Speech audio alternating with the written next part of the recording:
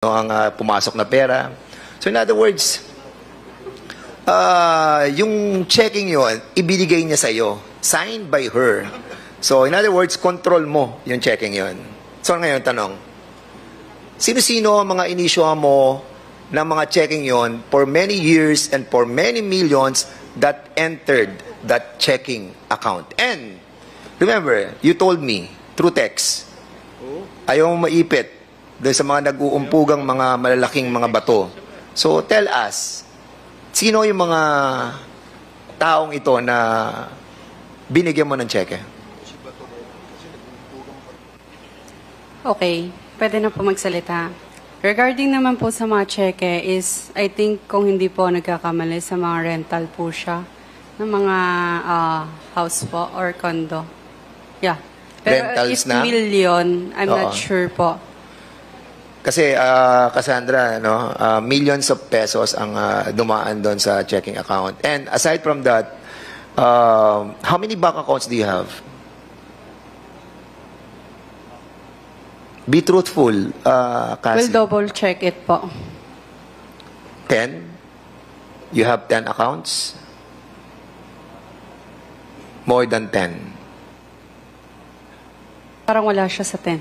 Mga? I'm not sure po eh. 8? 7? 6? I'm really sorry 5? po. 4? Hindi ko pa talaga Okay. sure. Wait. Kasi we will be able to find out because the waiver was signed. Ronaldin, were you able to sign the waiver?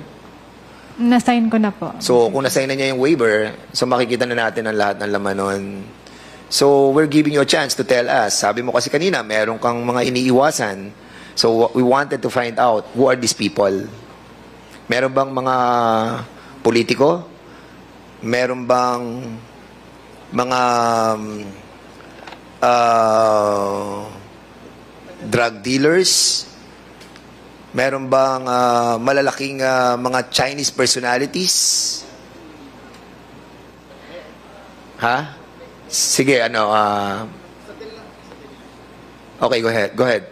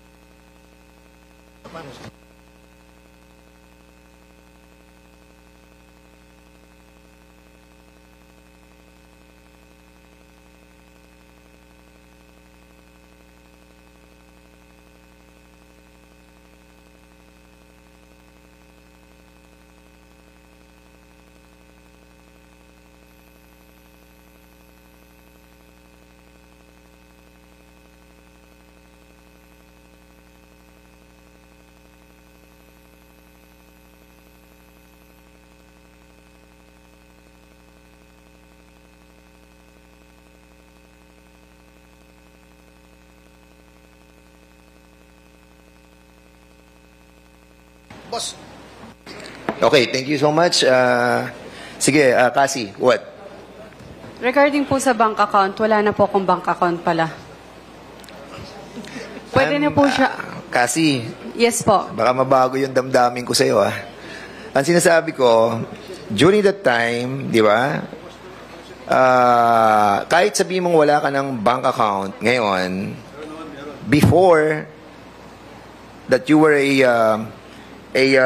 executive assistant of the Lucky South 99 since 2019, and then now that you are the beneficial owner of the Whirlwind Corporation with 58% ownership, are you going to sign a waiver? Proof na wala na po akong account. Na wala ka ng account. No, Yes. we're not asking that.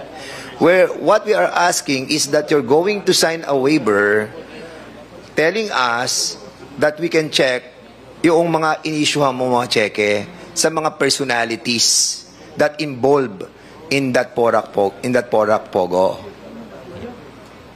Attorney Tapasio.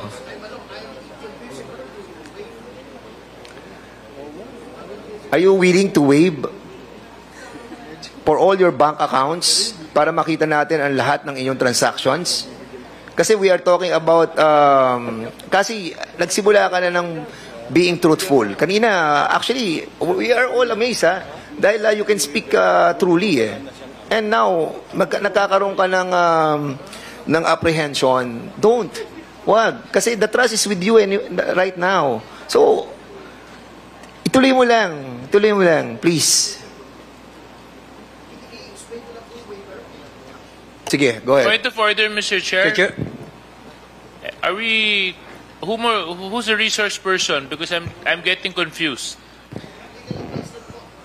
Okay, the point of order of Congressman Suarez is he is asking who is the resource person. Is it the council? Yes, because or Ms. Cassandra? I think the question was directed to Ms. Ong, and yet it seems like there's somebody else answering the question. So can I just please be informed as to who's supposed to answer the question, Mr. Chair? Okay, please, we'd like to ask Attorney Topacio to refrain from feeding the answers to Ms. Cassie Ong. And before we ask Congressman Fernandez to proceed, there's a short, very, very short interjection by the Senior Deputy Speaker, Don Gonzales. You are recognized. Thank you, Mr. Chairman. Ms. Cassandra Ong, ngayon wala ka ng account, di ba? Previously, in siguro past 6 months, 1 year, 2 years, ano ang ginagamit mong account name? Your name, the corporation, how many? Meron pong name ko. Meron pong corporation. Okay. Meron din po yung kay Ronalyn. Okay. Baterna. Tatlo, okay. I think yun lang po. Tatlo. So, Opo. number 1, your personal account. Yes po. Number 2, the corporation. The corporate account. Yes. What is the name of your corporate account? Wordwin. Wordwin po. Wordwin. Number 3, kay Baterna. Yes. Can I explain kung bakit kay Baterna po? Please. Kasi I think yung mga checking niya is sa rental lang po. Kasi sometimes wala po ako sa Pilipinas. So para mas maging siya yung pinapaano ko ng mga check. Pero makikita niyo rin po naman yan dahil nag-sign naman po siya ng waiver. In your recollection. Rental po ng mga condo. No. In your recollection, nung nag-i-issue ka ng cheque at nung nag-wire ka ng pera, magkano yung pinakamalaking dineposit mo? From corporation, from personal to other person, or to other corporations? We'll double check it po. I'm not sure about that po. Sa iyong pag-iisip, siyempre kung mag-issue ka ng cheque, magdi-deposit ka ng pera, ballpark figure, para at least meron lang kaming idea. Much better na lang po i-check ko muna, Mr. Chair. Thank you, Mr. Chairman. Okay, kasi the waiver that was issued by Ronalyn Baterna for the AMLAC to see all the bank transactions. So the waiver that you are trying to secure from us is the waiver of that you don't have an account anymore. Yun ang sinasabi ng kanina ni Attorney Topacio. Am I right? Pwede pa ulit po. Yes. Pwede pa ulit po. Okay. Mr. Chair, sorry. So, kasi ang sinasabi mo kanina kasi parang nagwe-wave ka doon sa right na malaman namin na wala ka ng mga bank accounts. Yes po. So, hindi yun ang hinihingi namin kasi. Ang hinihingi namin, waiver mo para makita ng AMLAC kung ano ang lahat ng bank transactions nung mga bangko mo. Yun ang hinihingi namin para malaman namin kung saan pumunta yung mga pera na pumasok sa bangko mo. Naintindihan mo yun, Cassie? Yes po, Mr. So, Chair. are you willing to sign a waiver for that matter? Mag-consult muna ako sa lawyer ko, then balikan ko na lang po ang committee if Kasi I'm willing ang or waiver na binigay ni Ronaldin Paterna, it's all about the checking account that is under her name. Yours, your waiver is so important to us, to all your bank accounts. So we can see the transaction, where the money goes and where the money comes. You want to consult? Can I interject, Mr. Chairman? Mr. Chairman, with your respect, Ms. Paterna, ilang checking account meron ka? Isa lang po, Mr. Chair. Anong bangko? China Bank po. Wala ka bang corporate account? Wala po, Mr. Chair. Sigurado ka yung personal account mo lang ang ginagamit mo? Yes po, Mr. Chair. Alam ba ni Cassandra Ong yung personal account mo? Hindi po, yung checking account lang po. May instance na ba na nag-deposit sa account mo si Cassandra Ong? Hindi po. Hindi pa po. Hindi ka inisyuan ng cheque ni Cassandra Ong in your personal account? Hindi po. Nasa waiver naman yan, makikita natin. Yes po. Thank you, Mr. Chairman. Hindi, konti na lang to. Okay, thank you Mr. so Chair? much. Mr. Chair? Yes, Congressman Akop. Madam Paterna, sabi mo, iisa lang yung account mo, di ba? Pero sabi mo, may personal at saka checking account. Iisa lang bang... Magkaiba po yung ano So, nun, dalawa? Mr. Chair. Opo, personal po, tsaka po yung checking At account saka na yung checking ginagamit account. po ni Ma'am dalawa, Cassie. hindi isa. Di ba? Isang personal Isang at bank saka po. isang checking account. Opo, isang bank. Pero, Kasi pwedeng ako, may savings account, may checking account ako, pero iisang bangko. Ganun ba? Yes po, Mr. Chair. Thank you, Mr. Chair. kasi it's hard to believe, ano, it's hard to believe that a while ago you were thinking so deep, thinking about your bank accounts. It turned out na meron ka lang dalawa. Tama? Isa lang ang bangko mo, China Bank. May savings ka and meron kang checking account. Am I right? So isang bangko mo lang, China Bank lang. Yes po. China Bank. And pero hindi I ko was sure. asking you a while ago, I'm asking you, how many bank accounts do you have? Hindi mo siya masagot, di ba? Hindi, I mean, I'm trying to lay down my predicate. Parang, it's hard for you to answer that you have more than one bank accounts. Alam mo, kasi napapaniwala mo na kami dito, sana nagsasabi ka ng totoo that your accounts is more than one. Can I explain po? Yes. Kasi tinanong na po ako kanina kung ilan yung total bank account ko. Tama po ba? Yes.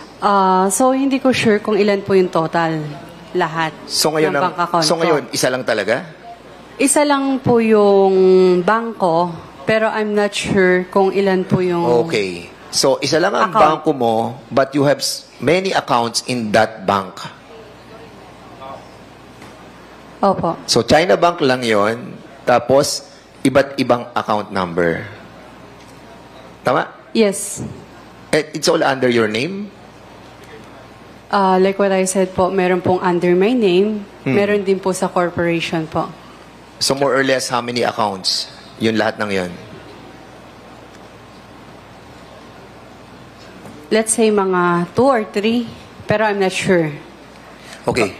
Kasi, excuse me, kay Mr. Chairman, sabi mo, iba pa yung kay Rowelyn Baterna account. Ginagamit mo rin ba yung account ni Miss Baterna? Ginagamit lang po siya sa rental ng condominium, ganun po, and sa space po.